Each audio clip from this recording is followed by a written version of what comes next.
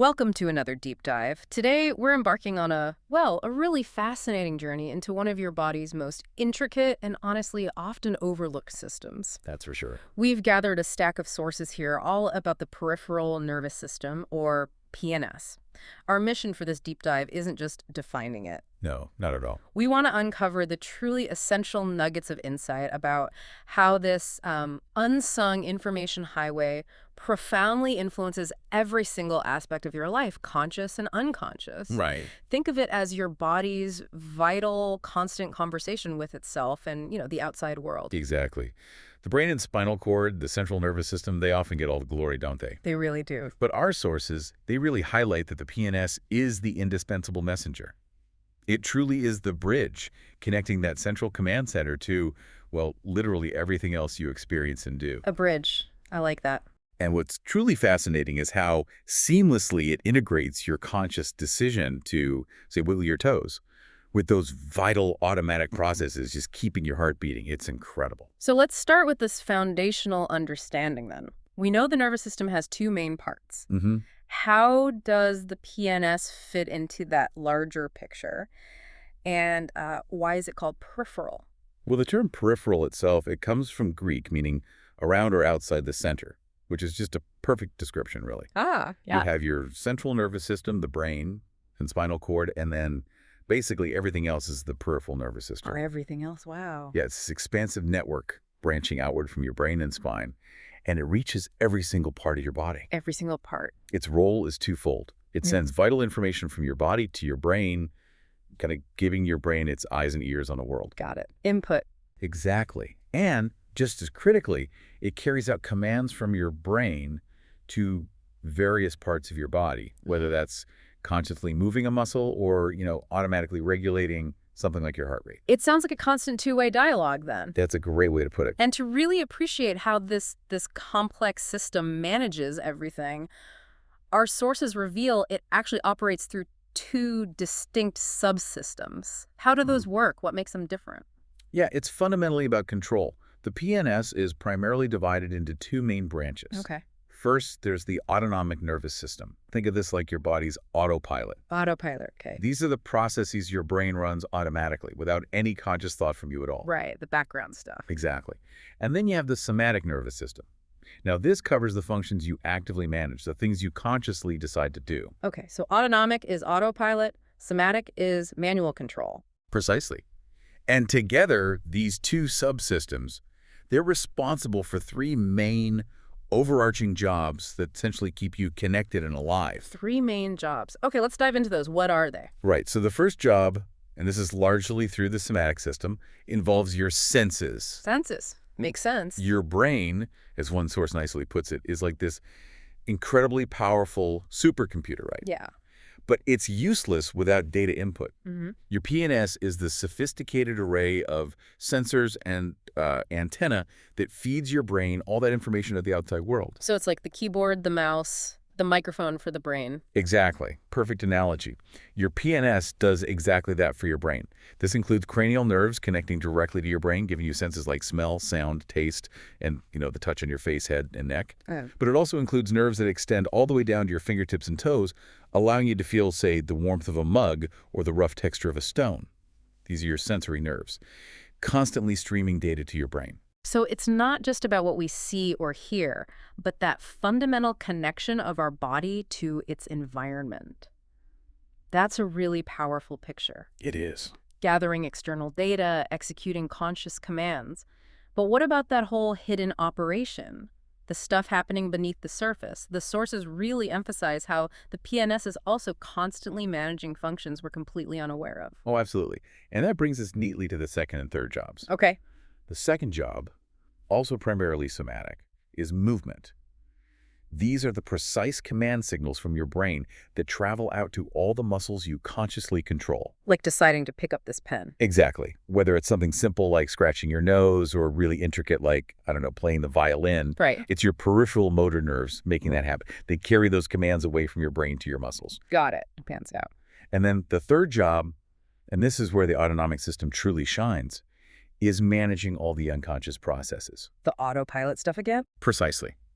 These are the critical functions your brain manages constantly, 247, to keep you alive without you ever having to think about them. Like breathing, heartbeat. Your heartbeat, your breathing, your blood pressure, even your gut's digestion of food, all orchestrated by your brain but executed through the PNS.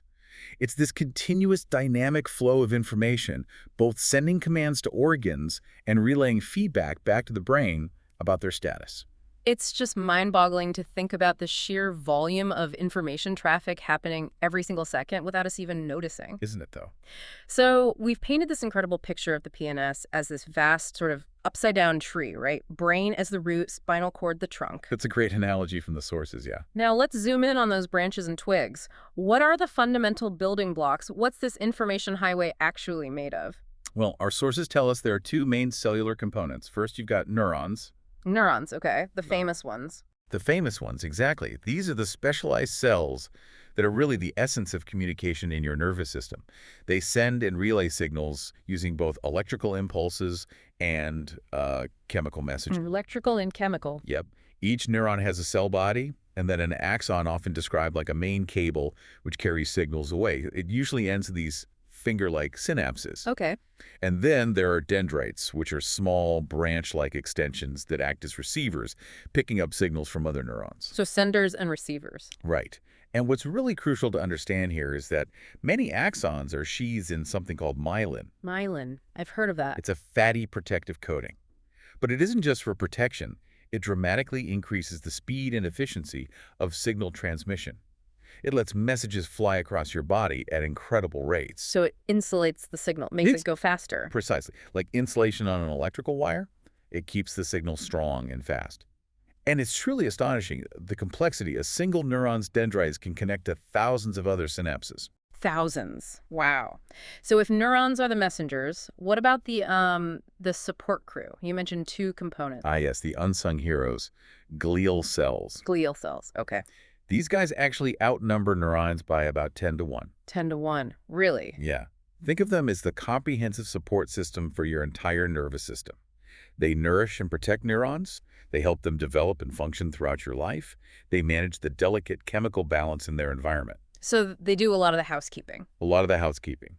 And crucially, they're the ones responsible for building and maintaining that vital myelin coating on the neuron's axons. They basically ensure the messengers can do their job effectively and safely. Incredible. So you need both working perfectly. Now, within this whole tree structure, where do we actually find these critical nerves located? Good question. The PNS is broadly divided into two major nerve categories based on where they connect.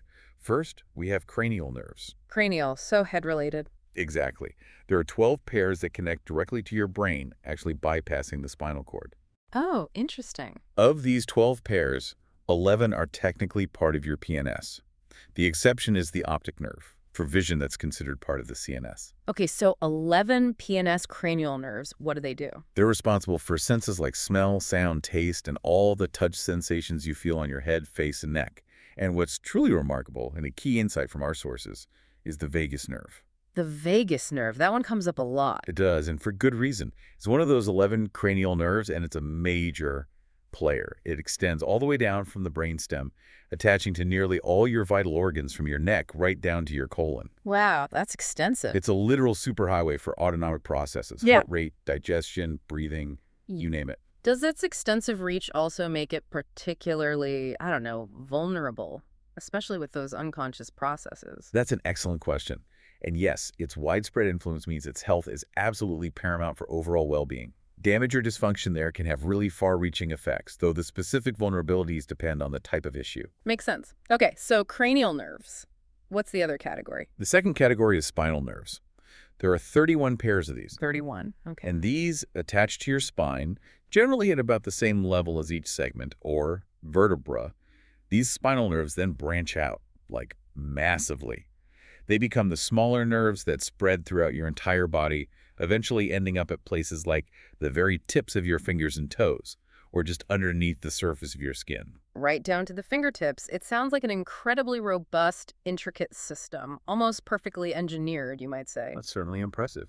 But of course things can go wrong. What happens when this vital information highway encounters a serious roadblock? Our sources point to a condition called peripheral neuropathy. Right. Peripheral neuropathy. It's essentially a general term for disease or damage to your peripheral nervous system. Damage. Okay. And this raises a really important question. What are some of the common culprits? What actually causes this kind of damage? Yeah, what are we looking at? Well, the sources highlight a pretty wide range, but one cause really stands out in terms of frequency: type 2 diabetes. Diabetes. Really? The most common? It's actually the most common cause. It's kind of a silent erosion process. Consistently high blood sugar, slowly, insidiously, damages these delicate peripheral nerves. How does that manifest? Often, it starts at the extremities. The feet and lower legs are very common. People might lose sensation, get tingling or pain. It's a stark reminder of just how systemic this condition is. Wow. So diabetes isn't just about blood sugar, it's directly attacking the body's communication infrastructure. Exactly. A very direct link. What are some of the other significant causes then? Well, beyond diabetes, we see things like autoimmune and inflammatory conditions. Think lupus, Guillain-Barré syndrome, rheumatoid arthritis. Okay. Infections can also play a major role. Viruses like HIV, bacteria like the one causing Lyme disease, or even shingles can trigger nerve damage. Shingles, really? I didn't know that. Yet, postherpetic neuralgia is a form of neuropathic pain. Then there are poisons and toxins. Things like heavy metals, mercury, or lead, and many industrial chemicals can be neurotoxic. Right. Environmental factors. Absolutely. Hmm. And trauma, of course, is a very common cause. Direct injuries, or even swelling from injuries, can compress nerves. That's what happens in things like carpal tunnel syndrome or sciatica.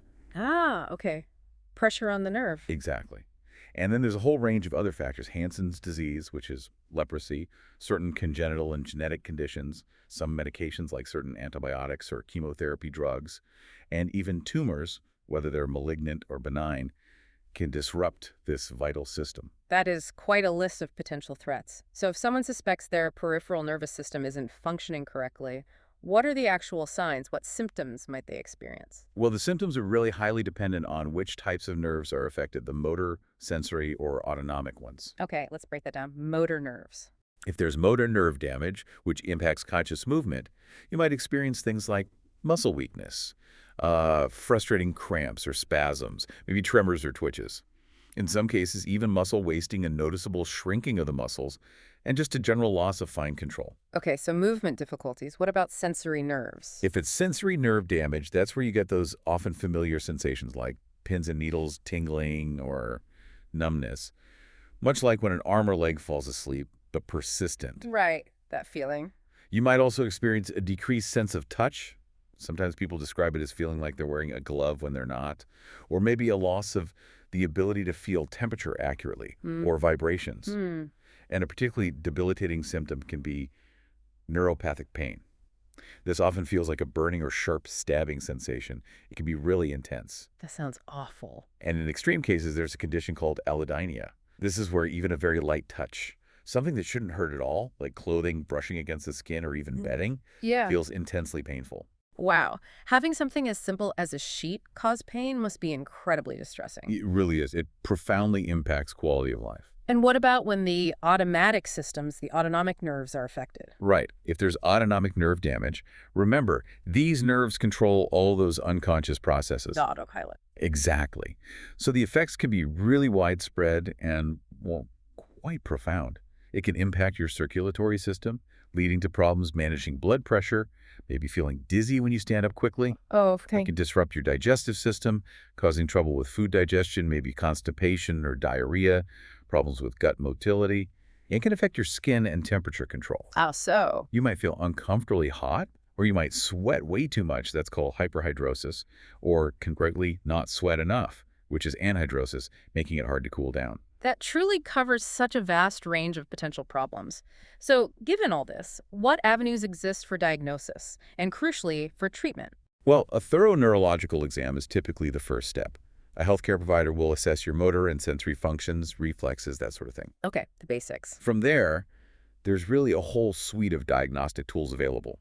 Blood tests can help look for infections, toxins, vitamin deficiencies, or immune issues. Right. Then you have nerve conduction tests and electromyograms, EMGs, which assess how well nerves and muscles are functioning electrically. There are also nerve ultrasounds, sometimes nerve biopsies, genetic testing in some cases, and MRIs to get detailed pictures. Lots of options to figure out what's wrong. Definitely. And when it comes to treatment, The approach is really as varied as the causes. Often, the key is treating the underlying condition. Like getting diabetes under control. Exactly. Bringing diabetes under control can significantly alleviate or slow the progression of the nerve issues. So sometimes it's about tackling the root cause, and other times maybe directly managing the nerve symptoms. That's right. Treatment options are really diverse. Many forms of medications are used: injections, oral drugs, sometimes slow-release patches, often targeting pain or inflammation. Okay. Surgery can be crucial in certain cases, like physically reconnecting severed nerves after an injury or relieving pressure on trapped nerves, as in carpal tunnel release surgery. Makes sense. For pain management specifically, you have techniques like transcutaneous electrical nerve stimulation, or PNS, The 10S units, yeah. right, using mild electrical currents to sort of interfere with pain signals. And in more severe chronic pain situations, sometimes nerve ablation is considered intentionally damaging a malfunctioning nerve to stop those persistent pain signals. Wow, that sounds It's intense. usually reserved for specific cases. Uh-huh. Physical therapy is also invaluable. It can aid recovery, help improve pain, or crucially, help you adapt to nerve changes and maintain function. Good point. Adapting is key. Absolutely. And interestingly, acupuncture, an ancient practice, is actually gaining more traction in modern medicine, particularly for managing certain types of pain, including neuropathic pain. That is interesting. And finally, we shouldn't forget devices and wearable equipment. Things like braces, canes, walkers, or especially prescribed footwear can provide crucial support and really improve mobility and safety. So even if a cure isn't possible, Even for conditions where a full cure isn't possible, there are almost always ways to manage the symptoms effectively and significantly improve your quality of life. that's encouraging. So given how absolutely crucial this system is to, well, literally every aspect of our existence, what can we as listeners actually do? How can we protect our peripheral nervous system and maybe try to prevent these issues from arising in the first place? Yeah, prevention is truly paramount here, and our sources offer some excellent, really actionable advice. Good, let's hear it. First off, maintain a balanced diet. Pay close attention to potential vitamin deficiencies, especially vitamin B12. A lack of B12 can seriously compromise your nervous system. E12, okay. But interestingly, be mindful of excess too. High levels of certain vitamins, like vitamin B6, can actually be toxic to nerves and cause neuropathy. Sure. So balance is key. Balance, got it. What else? Second, stay physically active and maintain a healthy weight. This has a double benefit. Oh, yeah. Yeah, it helps prevent injuries, strains, falls that can directly damage nerves. And maybe even more importantly, it's absolutely key in preventing or delaying the onset of type 2 diabetes, which, as we've hammered home, Is the leading cause. is the leading cause of nerve damage. Yeah. Third, pretty straightforward but vital. Always wear appropriate safety equipment. Helmets, work gear. Exactly. Whether you're at work, playing sports, doing DIY, whatever, protecting yourself from physical injuries is just fundamental for safeguarding your nerves. Common sense, but crucial. It really is. And finally, if you do have chronic conditions, diligently manage them. If you live with something like type 2 diabetes or an autoimmune condition, following your healthcare provider's recommendations closely is absolutely crucial to limit their long-term effects on your delicate peripheral nerves. That makes complete sense. Wow, what an incredible deep dive into the peripheral nervous system. It really is a complex world down there. From the absolute smallest sensation on your skin, feeling a breeze, to the completely involuntary beat of your heart, this intricate network is just tirelessly at work all the time, ensuring your body functions optimally, acting as your vital link to the world, both inside and out. It really makes you appreciate the incredible complexity and the resilience, too, of your own body. It really does. And understanding all that invisible labor, it performs every single second. Indeed. And maybe this leads us to a final thought for you, the listener, to ponder. How often do you consciously acknowledge the sheer volume of these unseen automatic processes that just allow you to be? To sit here listening, to breathe, to exist. Probably not often enough. And what might that appreciation mean for how you approach your overall health, your self-care moving forward? Just considering that intricate, often silent balance between conscious control and automatic function, all orchestrated by your peripheral nervous system, it's truly a testament to the marvel of human biology.